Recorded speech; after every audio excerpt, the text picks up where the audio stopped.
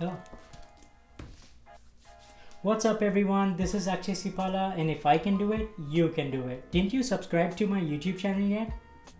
Oh, you did. Thank you. There is amazing content on its way. So did you start networking? Did you start building that network? Did you start networking your way to land that dream job?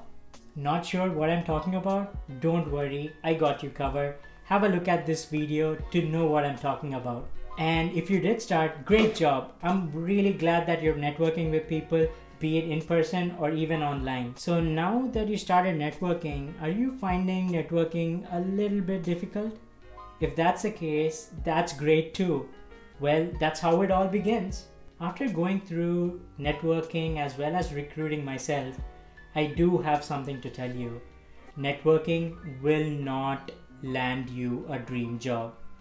But are you curious to know what will? Hang in there, let's roll that intro.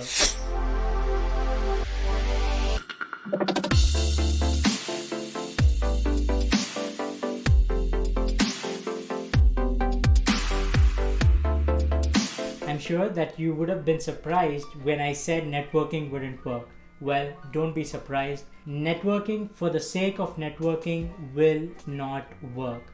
Instead of networking, try to build quality relationships. If you remember, in my previous video, I did tell you that networking will land you a job if done in the right way. And in this video, I'm going to tell you exactly that. I'm going to break down networking into do's and don'ts so that you could network the right way and also take networking to the next level to land that dream job.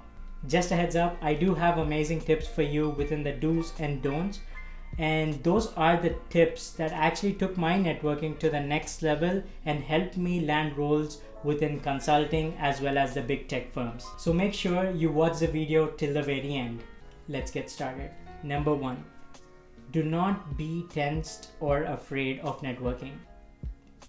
I know it's easier said than done, but hey, if you really want someone to like you, if you really want to have a really good conversation, then you have to be you. It's okay. It's absolutely okay to walk up to someone and start an amazing conversation. It's okay to send a connection request to someone that you've never met or spoke to before. And also, it's okay to ask someone for a coffee chat, be it a virtual one or an in-person one. So instead of being shy or afraid or tensed, be confident. Being confident is key. If you're not confident on yourself, why would some random person on the other end be confident about you? Number 2, do not go unprepared. Going unprepared to a career fair, a networking event, or even a coffee chat is the most common rookie mistake. Also, this might be the reason why you're shy, tensed, or worried about networking in the first place. So basically, you need to know what you're going to talk about, and for that, you need to prepare for those coffee chats, networking events, or career fairs. I'm sure that you never might have prepared to go and speak to your friend. But if you remember, networking is like making friends, but on a professional level. And this kind of preparation is what brings professionalism to the table when it comes to networking. And now you might be wondering, how do I prepare for a chat? And that's why I'm here. I'm here to help you. Let me tell you how. No matter what networking event it is, always have an amazing elevator pitch to introduce yourself. Throwing in a tip, always introduce yourself like a story. Well, who doesn't love an amazing story like yours? So make sure you practice to have that great elevator pitch and to become that great storyteller. The next thing that you could prepare for is about the firm. So start researching and start learning more about the firm. Learn about the work that the company does, learn about its culture, and try to bring those points into the discussion when you're talking with the person from that company. Asking well-tailored questions instead of the boring regular questions always creates a great impression. And coming to the last one, if you do know who's coming for that networking event, or if you're having a coffee chat with one particular person, try to research as much as possible about the other person. And the best place to do it is on LinkedIn. try to look at their bios, try to look at their recent posts, and also look at their activities on LinkedIn. And I'm sure that you'd be finding a lot more about that person over there. And with all of that information, try to bring that back into the discussion and try to learn from the other person as much as possible. Also, if you do find things about the other person's personal interests or hobbies, that would be great. You can probably use those topics and those hobbies or experiences to break the ice and start a great conversation. So instead of going unprepared, do your research and go prepared. Are you finding these do's and don'ts helpful? If that's the case, what are you waiting for? Go ahead and smash that like button. Number 3, do not make networking all about yourself. Remember, you're networking to learn more about the other person, the other person's journey, the other person's experience. And networking is not just about selling yourself.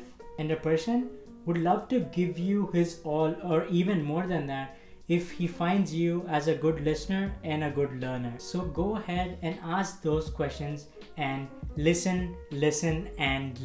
Are you now wondering, when is the time that you get to talk about yourself? If you remember about the introduction, that's when. If you narrated your journey as a wonderful story, I'm sure that the other person would be asking you a lot of questions to learn more about you. When asking questions, try to blend in the similar kind of experience and hint the other person that you do have another amazing story. Or once the other person answers your question, you could probably relate that to one of your experiences, and probably you could go ahead talking about it then. Throwing in a tip again, so say you had an amazing conversation. So what you could do towards the end of that conversation is let that other person know that you did work on your resume and you would love if they could actually have a quick look at that resume and provide some feedback. From my experience, almost 90 to 95% of the people that I network with were ready to help me out with a resume review.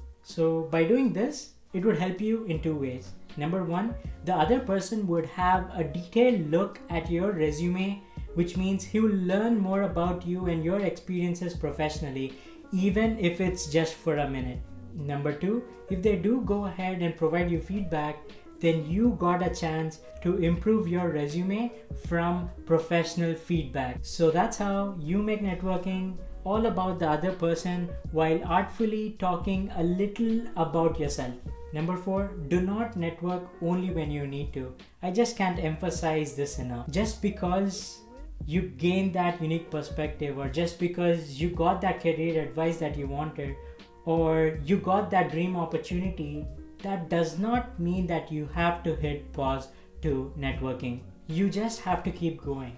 You could probably network with people at your firm. You could even attend some random networking events that are online or even in person. There is literally so much that you could learn from another person's experience than in books or online. Trust me, you never know when that amazing opportunity would knock your door. So never stop, just go ahead and continue networking. Number 5, do not make networking transactional.